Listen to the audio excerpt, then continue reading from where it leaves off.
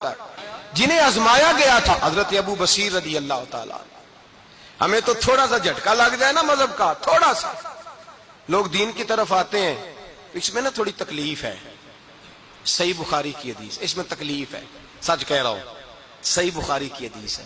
ایک صحابی نے کہا تو حضور میں آپ سے پیار کرتا ہوں. نبی پاک نے فرمایا اچھی طرح سوچ لے. سونے نہیں پیار ہے. فرمایا چل پھر سوچ لے. حضور بڑا پیار. میں سوچ لے. کہا محبوبہ بڑا پیار ہے. نبی پاک نے فرمایا پھر تیاری کر لے. جس طرح گہری جگہ پہ پانی تیزی سے آتا ہے، تیری طرف مشکلات بھی تیزی سے آئیں گی، تیزی سے. یہ شہادت گاہ الفت میں قدم رکھنا. لوگ آسان سمجھتے ہیں مسلمان ہونا. ذرا اچھی طرح سوچ لے. جو مجھ سے محبت کا دعویٰ کرے گا اسے تکلیف ہے، بولو اسے تکلیف ہے.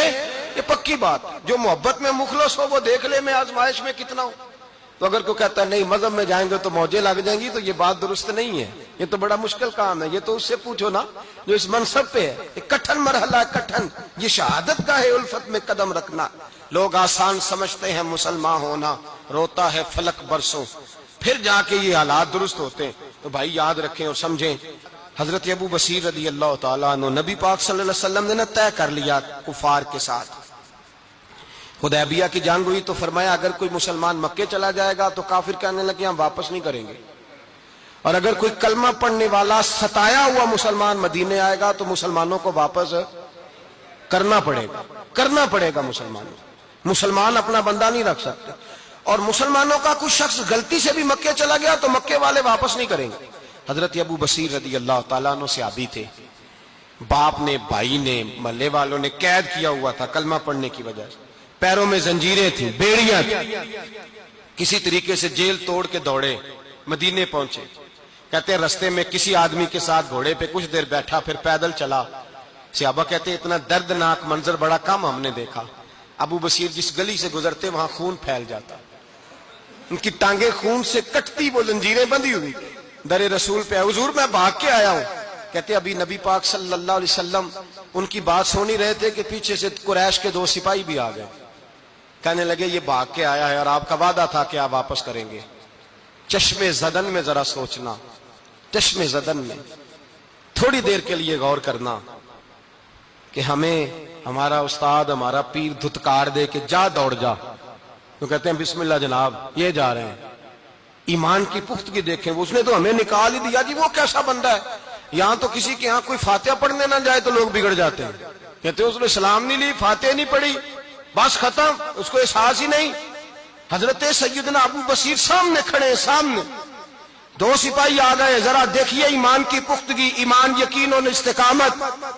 امام بہقی نے دلائل کے اندر لکھا ہے، فرماتے ہیں نبی کریم صلی اللہ علیہ وسلم نے ان کی طرف دیکھا تو حضور کی مقدس آنکھیں آنسوؤں سے بھر گئیں.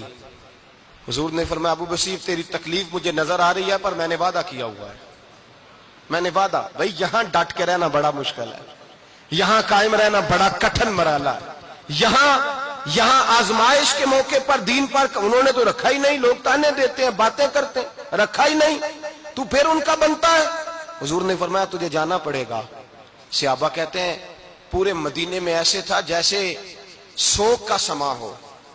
جب وہ 2 سپاہی حضرت ابو بصیر کو پکڑ کے لے جا رہے تھے تو وہ پلٹ پلٹ کے پیچھے دیکھتے تھے، پلٹ پلٹ. پیروں میں خون ہے، آنکھیں آنسوؤں سے بھری ہوئی. فرماتے ہیں جب وہ پلٹ رہے تھے تو مدینے کی گلیاں بھی رو رہی تھی. میرے نبی پاک جب وہ آنکھوں سے اوجھل ہو گئے تو حضور بیٹھ گئے زمین پہ. نبی پاک نے رونا شروع کر دیا. فرمایا اللہ تو نے اس شخص کی مدد فرمانی ہے، اس پر کرم کرنا ہے، اللہ اس کا خیال فرمانا. اس کے لیے دعا کی. حضور روئے. حضرت ابو بصیر باہر نکلے تو وہ جو کافر تھے نا وہ کہنے لگے تو بڑا بنتا تھا ان کا، انہوں نے تجھے رکھا نہیں، تجھے رکھا بھی نہیں. تو حضرت ابو بصیر نے تھپڑ مارا منہ پہ. کہنے لگے میں وہ نہیں جو تھوڑی سی بات سے بدل جاؤں. ایمان، یقین اور استقامت کی دولت ملی ہوئی ہے. آپ فرمانے لگے میرا تو ایمان اور پختہ ہو گیا ہے کہ میرا نبی اپنے وعدوں کا بڑا پابند ہے، میرا رسول اپنے وعدوں کا بڑا پابند ہے. حضرت ابو بصیر کہتے ہیں مدینے کی سرحد گزر گئی تو میں نے کھینچی تلوار ان میں سے ایک سپاہی کی. اب آؤ میرے مقابلے میں جس نے آنا. ایک کو مارا، دوسرا بھاگ گیا. فرماتے اب میں مکے جا نہیں سکتا تھا، جاؤں گا تو وہ زیادہ ماریں گے. مدینے حضور نے قبول نہ فرمایا. فرماتے ایک جنگل میں جا کے العیس نام کی ایک بستی تھی، وہاں ڈیرا لگا لیا، دریا کے کنارے، پانی پی لیتا، پتے کھا لیتا، تن تندور ہڈاں دا بالن تے اسی ہاواں نال تپایا، کپ کپ مکیاں پیڑے کیتے تے اتوں صبر پلیتھن لایا، تن دی ہانڈی تے من دا سالن اتے لون صبر دا پایا، غلام فریدا وے میں ساری تیری، غلام فریدا وے میں ساری تیری، تینوں اجے یقین نہیں آیا؟ فرماتے سالوں پتے کھائے، اب جو بھی وہاں سے تنگ ہوتا وہ میرے پاس آ کے پناہ لیتا، جس کو مکے والے مارتے میرے پاس آ کہتے تانے دینے والے آ کے کہتے ہو تم کس طرح کے نوکر ہو، تمہیں تو انہوں نے رکھا ہی نہیں، ہم نے کہا چپ کر جا، وہ ہمارے آقا ہیں، وہ ہمارے آقا ہیں، رکھیں تب بھی ٹھیک ہے، نہ رکھیں اللہ اکبر، ایمان دیکھو، قوت دیکھو، جڑیاں خسماں دی وچ رضا وسن پاگ جاگ جاندے انہاں گولیاں دے تے میں گڈی ہتھ ڈور سجن دے، او جنج رکھے اونج رہنا ہے، واجب نہیں جے وچ شریعت مندہ خسم نو کہنا، فرمایا بس ٹھیک ہے جس طرح حضور راضی ویسے ہی ہم راضی۔ حضرت ابو بصیر رضی اللہ تعالیٰ عنہ کے پاس 300 صحابہ اکٹھے ہو گئے، 300۔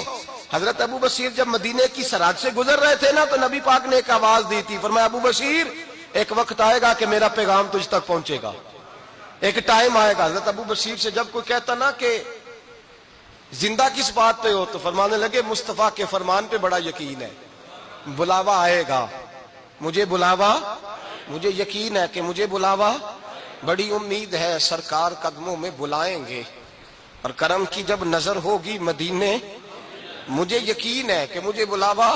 حضرت ابو بصیر رضی اللہ تعالیٰ عنہ فرماتے ہیں کہ وقت گزرتا گیا، 300 لوگ کٹھے ہو گئے، جب کوئی مسلمانوں کا قافلہ مکے کے پاس سے گزرتا تو مکے والے لوٹ لیتے تھے، حضور نے بھی اجازت دی مدینے والوں کو، اگر ان کا قافلہ کوئی آئے تمہیں بھی حملے کی اجازت ہے، کفر کا مال مال غنیمت ہے۔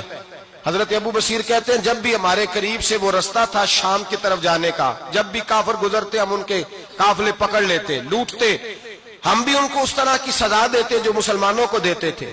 فرماتے ان کا جینا محال ہو گیا، ہاتھ باندھ کے نبی پاک کی بارگاہ میں گئے، کہنے لگے یہ شرک ختم فرما دیں اور آپ ان کو بلا لیں، بلا لیں۔ حضرت ابو بصیر فرماتے ہیں میں بوڑھا آدمی تھا، دن بھر میں کام کرتا، محنت کرتا، اس علاقے میں کھیتی باڑی کرتا، جب رات ہوتی تو میں کسی پہاڑ کے ٹیلے پہ بیٹھتا اور مدینے کی جانب منہ کر لیتا اور میں انتظار کرتا بلاوا کب آئے گا، کب حضور کا پیغام آئے گا، میں انتظار کرتا۔ حضرت ابو بصیر رضی اللہ تعالیٰ عنہ بیمار ہو گئے، شدید بیمار، سخت بیمار تھے تو قریش نے شیخ ختم کی۔